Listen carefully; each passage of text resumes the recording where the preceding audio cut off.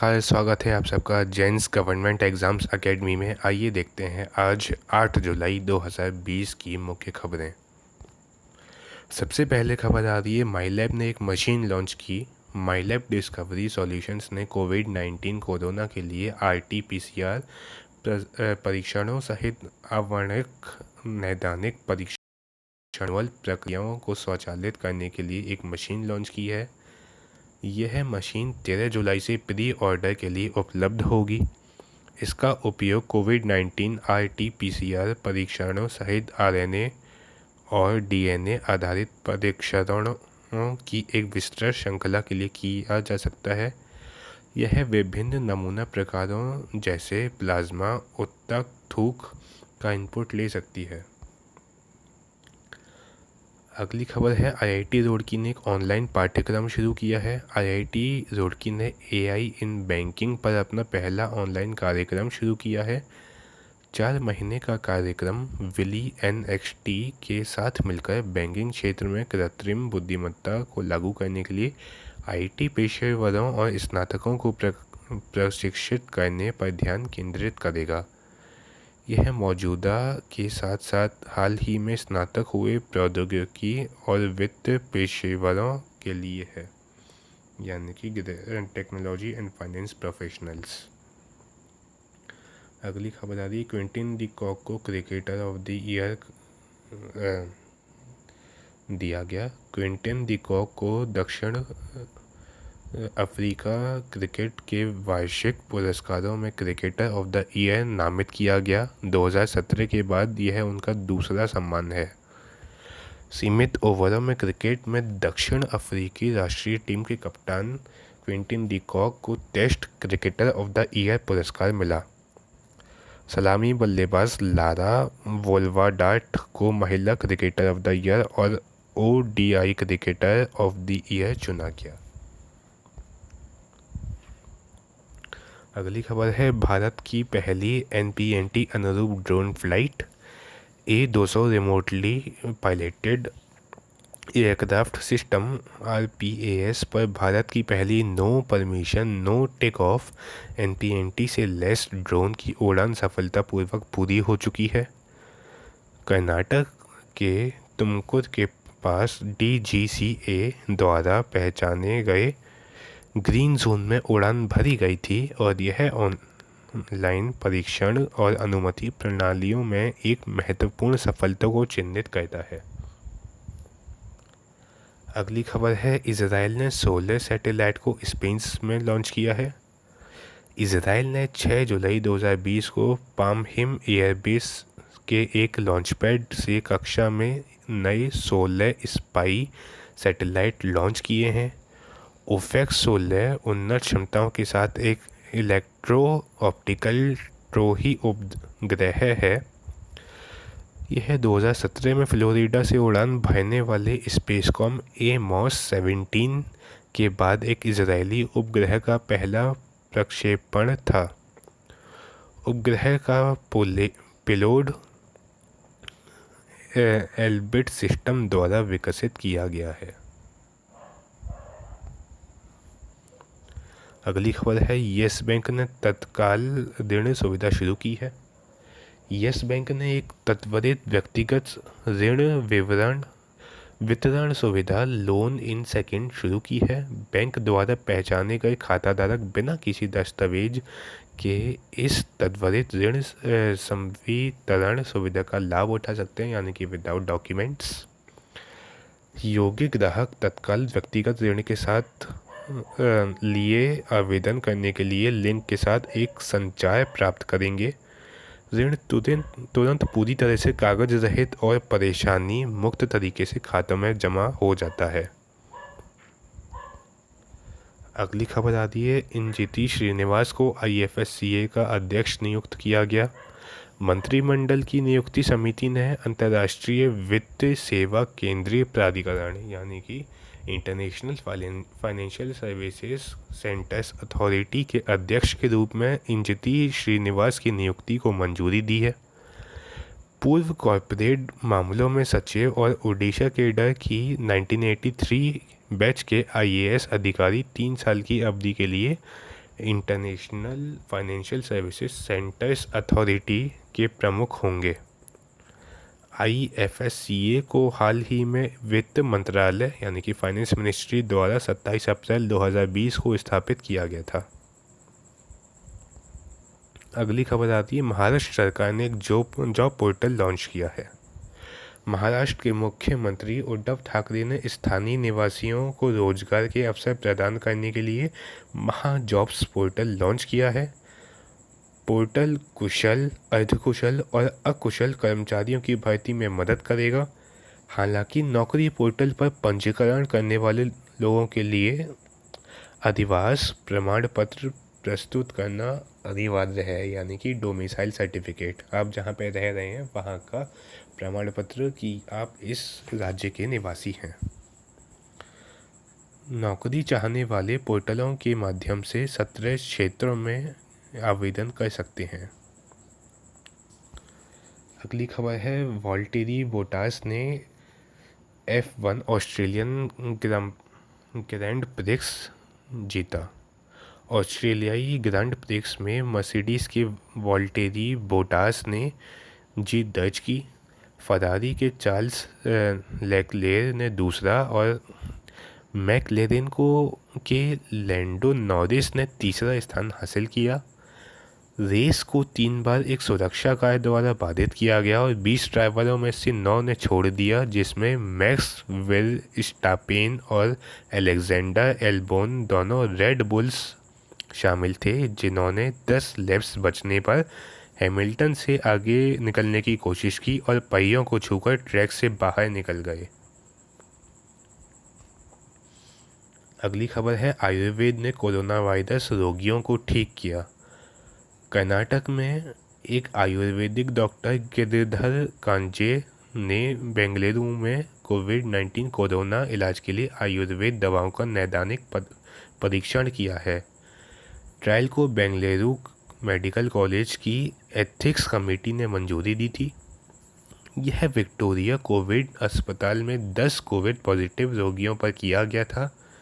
आयुर्वेद की गोलियों का क्लिनिकल ट्रायल कारगर साबित हुआ, लेकिन अभी पूरी तरीके से नहीं कह सकते कि आयुर्वेद ने कोरोना ठीक कर दिया, क्योंकि ऐसा दावा पहले भी बाबा रामदेव की कंपनी पतंजलि कर चुकी है। पतंजलि ने कोरोनिल और कोरोना किट नाम से एक दवाइयों का समूह निकाला था, जिसको कोरोना ठीक करने की दवाई के नाम से बेचा गया, लेकिन बाद में आयुष मंत्रालय से विवाद के कारण उन्होंने ये दावा पीछे लिया और आयुर्वेद की छवि को नुकसान भी हुआ इससे। देखते हैं कि ये आयुर्वेद कर्नाटक में किस तरीके से कोरोना कोविड-19 को ठीक कर पाएगा या नहीं। अगली खबर है, दरबार मूव कार्यालयों को औपचारिक रूप से खोला गया। जम्मू और कश्मीर में दरबार मूव कार्यालयों को औपचारिक रूप से 6 जुलाई 2020 को श्रीनगर में खोला गया। दरबार मूव पहले मई 2020 की शुरुआत में श्रीनगर में खुलने वाला था। नागरिक सचिवालय जम्मू और श्रीनगर दोनों जगह कार्यात्मक बना रहेगा और कर्मचारियों को एस वेयर इस के आधार पर काम करना होगा। अगली खबर है, पंजाब जाने वाले यात्रियों के लिए ई पंजीकरण करवाना आवश्यक है। पंजाब में राज्य में सभी यात्रियों के लिए ई पंजीकरण की प्रक्रिया 6 जुलाई 2020 से अनिवार्य कर दी गई है। यात्रियों को राज्य में प्रवेश करने से पहले कोवा ऐप के माध्यम से या राज्य सरकार के आधिकारिक वेब लिंक के माध्यम से ऑनलाइन पंजीकरण करना होगा। ई पंजीकरण का उद्देश्य सीमा चौकियों पर भीड़ और लंबी कतारों के कारण यात्रियों को किसी भी तरह की असुविधा से बचाना है। अगली खबर है, पश्चिम बंगाल ने पहली बार प्लाज्मा बैंक बनाया है। पश्चिम बंगाल में कोरोना-19 रोगियों के उपचार के लिए पहली बार plasma bank Kolkata medical college और अस्पताल में आया है। इसके अलावा प्लाज्मा बैंक का उद्घाटन कोलकाता में संक्रामक रोग अस्पताल को उत्कृष्टता केंद्र के रूप में बनाएगा। स्थिति से निपटने के लिए आवश्यक बुनियादी ढांचे के साथ स्कूल ऑफ ट्रॉपिकल मेडिसिन को भी अपग्रेड किया जाएगा। अगली खबर है बच्चों को अनाज देगा बिहार। बिहार सरकार ने राज्य भर में प्राथमिक और मध्य विद्यालयों के 2 करोड़ से अधिक बच्चों को तालाबंदी यानी कि लॉकडाउन और गर्मी की छुट्टी के दौरान मध्याह्न भोजन योजना के तहत अनाज और नकद राशि प्रदान करने का निर्णय लिया है। मई, जून, जुलाई 2020 तक कक्षा 5 तक के प्रत्येक छात्र को 8 किलोग्राम खाद्यान्न और 358 रुपये दिए जाएंगे। कक्षा 8 तक के छात्रों को 12 किलो खाद्यान्न और 536 रुपये मिलेंगे। अगली खबर है डॉक्टर विष्णु प्रसाद, महानिदेशक रेलवे स्वास्थ्य सेवाएं। डॉक्टर विष्णु प्रसाद नंदा ने रेलवे बोर्ड के महानिदेशक रेलवे स्वास्थ्य सेवाएं DGRHS यानी कि director general railway health services के रूप में कार्यभार संभाला है। इससे पहले डॉक्टर विष्णु प्रसाद नंदा दक्षिण रेलवे के प्रधान मुख्य चिकित्सा निदेशक के रूप में सेवारत थे। दक्षिणी रेलवे के प्रधान मुख्य चिकित्सा निदेशक के रूप में डॉक्टर नंदा इस क्षेत्र के लिए दवाओं और सर्जिकल ई प्राप्ति को लागू करने में सहायक थे। अगली खबर आ रही है ICG और इंडोनेशिया कोस्ट गार्ड के बीच समझौता। भारतीय तटरक्षक और इंडोनेशिया तटरक्षक यानी कि कोस्टल गार्ड्स के बीच एक समझौता ज्ञापन पर हस्ताक्षर किए गए हैं। यह समुद्री कानून प्रवर्तन, समुद्री खोज और बचाव और समुद्री प्रदूषण प्रतिक्रिया के क्षेत्र में सहयोगी और सहकारी भागीदारी को बढ़ाएगा। इससे पारस्परिक समुद्री अपराधों से निपटने, समन्वित खोज की सुविधा आदि की जानकारी का आदान प्रदान किया जा सकेगा। अगली खबर है भारत सरकार विश्व बैंक ने $750 मिलियन का अनुबंध किया। गवर्नमेंट ऑफ इंडिया और विश्व बैंक, वर्ल्ड बैंक ने medium, small and micro enterprises आपातकालीन प्रतिक्रिया कार्यक्रम के लिए $750 मिलियन अमेरिकी डॉलर के समझौते पर हस्ताक्षर किए हैं। इसका उद्देश्य MSME को वित्त के बढ़ते प्रवाह का समर्थन करना है, जो कि कोविड-19 संकट से गंभीर रूप से प्रभावित है। वर्ल्ड बैंक के MSME आपातकालीन प्रतिक्रिया कार्यक्रम में कुछ 1.5 मिलियन व्यवहार्य MSME की तत्कालिक तरलता और क्रेडिट आवश्यकताओं को संबोधित किया जाएगा। अगली खबर है DRDO यानी कि defence research and development organisation देश की भविष्य की रक्षा तकनीकी आवश्यकताओं को पूरा करने के लिए Indian Institute of Technology Hyderabad में एक रिसर्च सेल स्थापित करने जा रहा है। DRDO Indian Institute of Technology Hyderabad research cell चिन्हित प्रौद्योगिकी क्षेत्रों में बुनियादी और अनुप्रयुक्त अनुसंधान कार्यक्रम शुरू करेगा। 3 जुलाई 2020 को इस संबंध में एक समझौता ज्ञापन पर हस्ताक्षर किए गए हैं। इसके कुछ क्षेत्रों में क्वांटम प्रौद्योगिकी, रक्षा अनुप्रयोगों के लिए सेंसर आदि शामिल हैं। अगली खबर है विश्व जूनोसिस दिवस 2020 6 जुलाई को मनाया जाता है। हर साल जूनोसिस एक संक्रामक रोग है जो कशेरुक जानवरों से मनुष्यों में फैलता है। 6 जुलाई 1885 को एक फ्रांसीसी जीव विज्ञानी लुईस पाश्चर द्वारा सफलतापूर्वक एक जूटोनिक बीमारी के खिलाफ पहला टीकाकरण बनाने के लिए हर साल विश्व जूनोसिस दिवस का आयोजन किया जाता है। अगली खबर है सारंगी FIH ने तकनीकी अधिकारी के रूप में पदोन्नत। ओडिशा के विश्वरंजन सारंगी को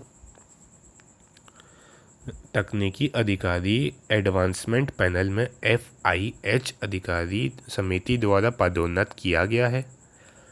अंतर्राष्ट्रीय हॉकी महासंघ यानी कि इंटरनेशनल हॉकी फेडरेशन द्वारा उनकी पहली अंतर्राष्ट्रीय नियुक्ति अगस्त 2018 में हुई थी, जब उन्हें इंटरनेशनल हॉकी फेडरेशन अंतर्राष्ट्रीय तकनीकी अधिकारी के रूप में पदोन्नत किया गया था। वह तब ओडिशा से FIH अंतर्राष्ट्रीय तकनीकी अधिकारी के रूप में पदोन्नत होने वाले ओडिशा के पहले अधिकारी बन गए थे। अगली खबर है सस्टेनेबल डेवलपमेंट गोल्स सूचकांक में बांग्लादेश 7 स्थान ऊपर उछला। बांग्लादेश वर्ष 2020 के लिए नवीनतम सस्टेनेबल डेवलपमेंट गोल्स इंडेक्स में 7 स्थान ऊपर चला गया है। उन 166 देशों में जिनके लिए सस्टेनेबल डेवलपमेंट गोल्स इंडेक्स तैयार किया गया था, बांग्लादेश वर्ष 2019 में 116वें स्थान की तुलना में 109वें स्थान पर है। स्वीडन को 84.7 के समग्र स्कोर के साथ सूचकांक में सबसे ऊपर रखा गया है, जबकि बांग्लादेश का स्कोर 63.5 है। अगली खबर है ईरान की नटांज परमाणु सुविधा में आग लगी। हाल ही में ईरान की नटांज परमाणु सुविधा में आग लगने से एक महत्वपूर्ण क्षति हुई, जो उन्नत केंद्र प्रसारक के विकास को धीमा कर सकती है। ईरान क्षतिग्रस्त इमारत को बड़ी इमारत से बदल देगा, जिसमें अधिक उन्नत उपकरण होंगे। नटांज यूरेनियम संवर्धन स्थल अंतर्राष्ट्रीय परमाणु ऊर्जा एजेंसी यानी कि इंटरनेशनल एटॉमिक एनर्जी एजेंसी के निरीक्षणों को द्वारा देखभाल की जाने वाली कई ईरानी सुविधाओं में से एक है। अगली खबर है लॉन्च की गई लद्दाख ग्रीन हाउस परियोजना। लेफ्टिनेंट गवर्नर RK माथुर ने राजनिवास लद्दाख और लद्दाख ग्रीन हाउस प्रोजेक्ट के मिशन ऑर्गेनिक डेवलपमेंट इनिशिएटिव यानी कि MODI मोदी को लॉन्च किया। 2019 में LHDC लेह द्वारा शुरू की गई परियोजना मोदी जैविक उत्पादन को कृषि उत्पादन प्रणाली में पेश करने के लिए एक विकास परियोजना है। इसे लेह और कारगिल जिलों में विभिन्न ब्लॉकों में 3 चरणों में लागू किया जाना प्रस्तावित है। अगली खबर है आकाश भारत के 66वें शतरंज ग्रैंडमास्टर बने। तमिलनाडु के आकाश देश के 66वें शतरंज ग्रैंडमास्टर बने, जबकि उनके राज्य के खिलाड़ी प्रणेश और गोवा के अमेया ऑडी ने अंतर्राष्ट्रीय मास्टर खिताब अर्जित की है। हाल ही में आयोजित वर्ष 2020 के लिए अंतर्राष्ट्रीय शतरंज महासंघ FIDE यानी कि इंटरनेशनल चेस फेडरेशन की दूसरी परिषद की बैठक में आकाश के GM खिताब की पुष्टि की गई। ग्रैंड मास्टर खिताब उन्होंने वर्ष 2012 में राष्ट्रीय खिताब भी जीता था। अगली खबर है तुर्क हागिया सोफिया को एक मस्जिद में परिवर्तित करेगा। इस्तांबुल के प्रतिष्ठित हागिया सोफिया संग्रहालय को मस्जिद में बदलने का निर्णय लेने के लिए तुर्की की सर्वोच्च अदालत बुलाई गई है। 1500 साल पुरानी संरचना, जिसे यूनेस्को विश्व धरोहर स्थल के रूप में सूचीबद्ध किया गया था, मूल रूप से एक गिरजाघर चर्च थी जिसे मस्जिद में बदल दिया गया था। 1930 के दशक में तुर्की गणराज्य के संस्थापक मुस्तफा केमल अतातुर्क ने मस्जिद को बंद कर दिया और इसे एक संग्रहालय में बदल दिया था। अगली खबर है, वेंकैया नायडू ने सुपर ऐप एलाइमेंट्स का लॉन्च किया। भारत का पहला सोशल मीडिया सुपर एप्लीकेशन एलाइमेंट्स 5 जुलाई 2020 को vice president of India Venkaiah Naidu द्वारा लॉन्च किया गया। ऐप को 1000 से अधिक आईटी पेशेवरों द्वारा बनाया गया था। इससे उपयोगकर्ताओं की गोपनीयता की प्राथमिकता के साथ बनाया गया है। डेटा भारत में संग्रहित किया गया है और इसे उपयोगकर्ताओं की सहमति के बिना किसी तीसरे पक्ष के साथ साझा नहीं किया जाएगा। अगली खबर है, इतालवी संगीतकार एन्नियो मोरिकोन का निधन। जुलाई 2020 में ऑस्कर विजेता इतालवी संगीतकार एन्नियो मोरिकोन का निधन हो गया। उनका करियर दशकों तक चला और 2007 में उन्हें लाइफ टाइम ऑस्कर भी मिला। मोरिकोन ने हॉलीवुड और इटली के कुछ शीर्ष निर्देशकों के साथ सहयोग किया, जिसमें ब्रायन डी पाल्मा द्वारा अनटचेबल्स, क्वेंटिन टारंटिनो द्वारा द हेटफुल एट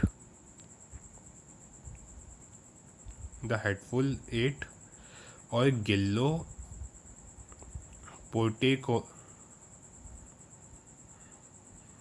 पोंटेकोर्वो द्वारा द बैटल ऑफ अल्जियर्स शामिल हैं। अगली खबर है, cellular operators association of India के एसपी कोचर को तत्काल प्रभाव से अपना महानिदेशक नियुक्त करने की घोषणा की है। कोचर राजन एस मैथ्यूज से पदभार संभालेंगे, जिन्होंने एक दशक तक उद्योग मंडल के प्रमुख रूप में काम किया। कोचर एक सैन्य दिग्गज हैं जो भारतीय सेना के सूचना और संचार प्रौद्योगिकी यानी कि आईसीटी विंग के प्रमुख के रूप में सेवानिवृत्त हुए। अगली खबर है, रिजर्व बैंक ऑफ इंडिया के पूर्व गवर्नर उर्जित पटेल ने एक पुस्तक लिखी। Overdraft saving the Indian saver शीर्षक वाली यह किताब गैर निष्पादित परिसंपत्तियों यानी कि नॉन परफॉर्मिंग एसेट्स एनपीए के मुद्दे पर केंद्रित है, जिसने हाल के वर्षों में भारतीय बैंकिंग को प्रभावित किया है। इसके कारण और इससे निपटने में आरबीआई गवर्नर के रूप में पटेल के प्रयास भी शामिल हैं। पटेल ने 2018 में आरबीआई से इस्तीफा दे दिया था। अगली खबर है, कर्नाटक के बुनकरों की योजना का शुभारंभ किया गया। कर्नाटक के मुख्यमंत्री बीएस येदियुरप्पा ने बुनकर समाज योजना शुरू की है, वीवर्स सम्मान योजना। इस योजना के तहत राज्य में 19,744 हथकरघा बुनकरों को प्रत्यक्ष लाभ हस्तांतरण के माध्यम से 2,000 रुपये की वार्षिक वित्तीय सहायता मिलेगी। राज्य सरकार ने कार्यक्रम के तहत 10.96 करोड़ रुपए आवंटित किए हैं। सेवा सिंधु सॉफ्टवेयर के साथ 40,634 हथकरघा बुनकर पंजीकृत यानी कि रजिस्टर्ड हैं। आज की खबरों में इतना ही। अगर आपको वीडियो पसंद आई हो तो वीडियो को लाइक करें, ज़्यादा से ज़्यादा वीडियो को शेयर करें और चैनल को सब्सक्राइब करें। आज के लिए इतना ही, धन्यवाद।